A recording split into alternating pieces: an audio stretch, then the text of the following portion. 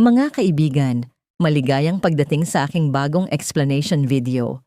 Ngayon ay sisimulan na natin ang talakayan tungkol sa Born to Shine. Kung nagustuhan ninyo ang video, huwag kalimutang mag-subscribe sa aming channel na Cinema Insight English. Para sa mga nanonood mula sa Facebook, ang link ng aming YouTube channel ay nasa video description. I-click lamang ang link at mag-subscribe upang makatanggap ng lahat ng mga update. Maraming salamat po sa inyong suporta. Ang kwento ni Jenny ay nagsisimula sa pinakamasakit na pagpipilian, pangarap o pamilya. Isang ordinaryong dalaga, ngunit puno ng malalaking pangarap. Para sa kanya, ang entablado ay hindi lamang lugar, kundi hininga. Ngunit sa bawat pangarap, may mga taong hindi natutuwa. Tahimik siyang nakaupo sa tabi ng kama. Mahigpit na yakap ang mikropono na para bang maaari itong mawala anumang oras. Sa labas, maririnig ang halakhak ng pamilya, ngunit sa loob ng silid ay katahimikan. At ang katahimikan ang pinakamasakit, sapagkat may mga luha na hindi maipakita, may mga takot na hindi masabi. Dahan-dahang pumasok si Perry. Nagtagpo ang kanilang mga matang nagsasabing, "I'm fine," ngunit malinaw na hindi. "Anak," bulong niya. Mabilis na pinunasan ni Jenny ang kanyang mga mata. "Wala po to, Paps. Wala."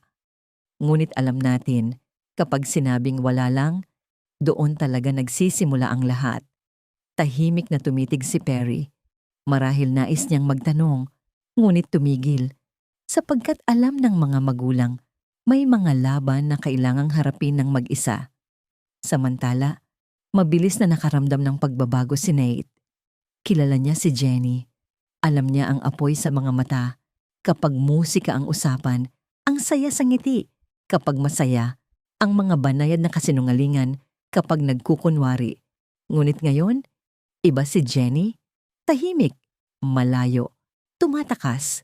Naisip ni Nate, tunay bang mahal siya ni Jenny o may lihim na hindi niya kayang ibahagi? Habang abala ang lahat, nanatiling nakatutok ang mga mata ni Nate kay Jenny. Ngunit si Jenny ay umiwas. Para bang may tinatago, para bang may kinatatakutan. Dito nagsimula ang tunay na tunggalian. Hanggang saan ang isasakripisyo para sa pangarap at hanggang saan ang ipaglalaban para sa pamilya. Minsan, ang katahimikan ang simula ng pinakamalalim na sugat. Sapagkat gaano man itago, may nakakapansin. At mula roon, nagsisimula ang unang bitak na puno ng tanong ang isip ni Nate habang sa malayo ay lumitaw ang mangiti ni Megan. Ngunit kakaibang ngiti iyon. Hindi ng saya, hindi ng tagumpay, kundi ng isang taong matagal nang naghihintay sa pagbagsak ng iba. Mahina niyang bumulong.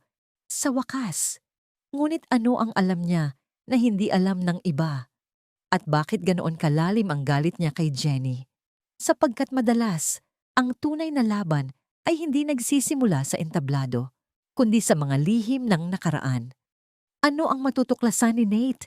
Bakit biglang nagbago si Jenny? At kaninong kamay ang tunay na may hawak ng kontrol sa likod ng bawat ngiti? Kinabukasan, tila normal ang lahat. Normal na ingay, normal na halakhak, normal na ensayo. Ngunit sa loob, may kakaiba. Abala ang buong grupo, ngunit paulit-ulit na bumabalik ang mga mata ni Nate kay Jenny. Siya'y balisa, sapagkat kilala niya si Jenny ng sobra. At iyon ang mapanganib, sapagkat ang mga tunay na nagmamahal ay hindi naghahanap ng sagot sa salita, kundi sa katahimikan. Maya-maya, nang lumayo si Jenny, mabilis siyang sinundan ni Nate. "Huwag mong sabihing okay ka lang." Huminto si Jenny, ngunit hindi siya lumingon. Katahimikan, mabigat, sumisigaw sa loob. "Jenny?" Tawag ni Nate ng mahina. Walang salita, ngunit nanginginig ang kanyang tinig. Minsan, ang luha ay hindi nakikita sa mata, kundi nakatago sa katahimikan. Dahan-dahang pumikit si Jenny, para bang pinipigilan ng lahat, para bang isang salita pa ay magpapabagsak sa kanya. Kung ikaw ang nasa kanyang lugar, aaminin mo ba na unti-unting nawawala ang iyong pangarap? Sapagkat habang tinatago ni Jenny ang kanyang sakit, ang iba ay puno ng saya. Maaari mong tuklasin pa ang nakatagong sakit ni Jenny, ang hinala ni Nate, ang kakaibang ngiti ni Megan, o ang tahimik na suporta ni Perry upang makita kung paanong ang marupok na katahimikan ay maaaring magpasiklab ng susunod na unos sa Born to Shine. Ang katahimikan sa loob ng Torcampo Mansion ay mas malakas kaysa sa anumang sigaw. Si Dara ay dahan-dahang ibinaba ang kanyang baso, nakatitig sa kawalan. Sa kanyang isip, kung mawala si Jenny, mawawala rin ang pinakamalaking anino ng kanyang buhay. Walang kukuha ng spotlight, walang tatanggap ng palakpak. Ngunit bakit hindi siya masaya? Sapagkat madalas, ang ugat ng galit ay takot. Takot na may mas mahusay. Takot na hindi na siya pipiliin. Takot na lahat ay mawawala. Sa kanyang mga mata, habang tinitingnan ng anak, may mas madilim na emosyon. Bakit ganoon kalalim ang galit niya kay Jenny? Kompetisyon lamang ba? Selos lamang ba? O may mas personal na dahilan? Sa sandaling iyon, tahimik na nakamasid si Amelia Halari. Walang salita, walang tanong, tanging titig. At sa titig na yon, lumitaw ang mga lumang muka, alaala, nakaraang matagal nang inilibing. Samantala, si Jenny ay umuwi ng tahimik. Huminto ang isang sasakyan sa tabi niya. Bumaba ang bintana. Naroon si Nate. Walang salita, tanging tingin. At sa tinging iyon ay nakatago ang libong tanong, libong sagot na hindi mabigkas. Kapag may problema ka, hindi mo kailangang mag-isa. Bulong ni Nate, na puno ng luha ang mga mata ni Jenny. Sapagkat ang luha ay hindi palaging kahinaan. Minsan ito'y bunga ng matagal na pagiging matatag. Ngunit hindi nila alam, may isang matang nakamasid mula sa malayo. Hindi kuryosidad ang dala, kundi galit, inggit, at simula ng kaguluhan. Sino ang nakakita kina Jenny at Nate?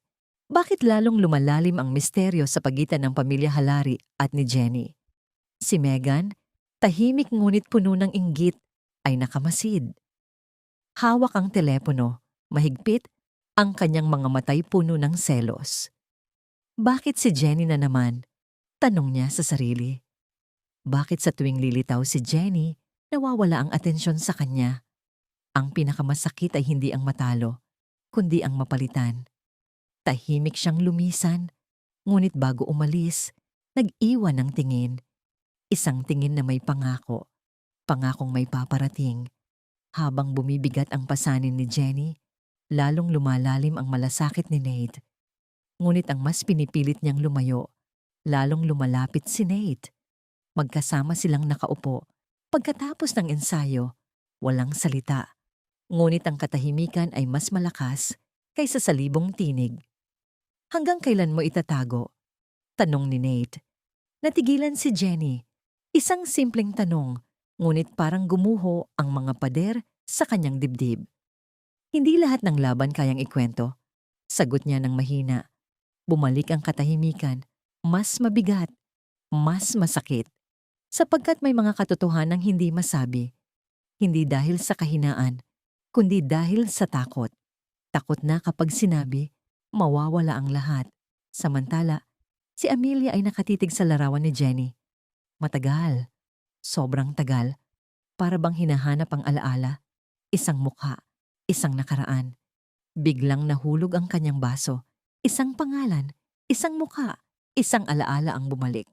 Umatras siya, hindi sa takot, kundi sa posibilidad. Posibilidad na matagal nang nakatago. Paano kung ang taong pilit nilang itinataboy ay konektado pala sa kanilang pamilya? At sa parehong oras, may isa pang apoy na tahimik na naglalagablab, si Dara. Nakaupo sa malaking silid, malamig, tahimik. May paraan para mawala siya, bulong niya. At sa sandaling iyon, tila huminto ang oras. Sapagkat madalas, ang tunay na kaaway ng pangarap ay hindi kahinaan, hindi takot, kundi ang mga handang sirain ka upang manalo. Ngunit hindi alam ni Dara, may isang bagay na hindi niya kayang kontrolin. Isang pusong handang lumaban. Ngayon, tumataas ang mga tanong. Ano ang plano ni Dara laban kay Jenny? Anong lihim ang naaalala ni Amelia? At hanggang saan lalaban si Nate? Sapagkat ang pinakamasakit na katotohanan ay hindi lamang kasinungalingan, kundi marahil ang buong buhay mismo ay bahagi ng isang kasinungalingan. Maraming salamat sa panonood ng buong video. Para mapanood ang susunod na episode explanation, huwag kalimutang mag-subscribe Cinema Insight English Channel.